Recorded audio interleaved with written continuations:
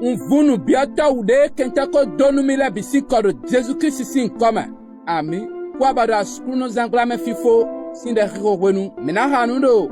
Ecclésiaste 4 verset 5. Emi unado. Krono no gbenu dewa. Anakunu mina koda kami. Ano toche mauche. Kuna migansi chronoïme de Jésus-Christ sin comme ami alors Jésus-Christ wa me nu yuen sawe tomaton wa goyeme po nu yuen topo de Jésus-Christ sin comme ami alors ouais au fond li sataniton et no zomba manoba mana wande do gbame ha e makabe mana kwende ulobo wa a chetu fio sin gbazantema de Jésus-Christ sin comme ami alors ouais o kolome he bletaton de no gosin de mam wa me ngbawe sin gbazantema de Jésus-Christ sin comme ami ana lo tele mi be siegbe e amina wa zo lo bana didio agbazantema de Jésus-Christ sin comme ami ana yeme me na didio akwechegbe won do teme chenu to teme akota teleme e ya untite so panta lo bo fun wan panta ogbigbo e no zombo e mana wande a o fun wan pata ye de Jésus-Christ sin comme ami ana do chenu wa zo wo nyine su na wa zo keka lo bana didio agbeteme na didio agbo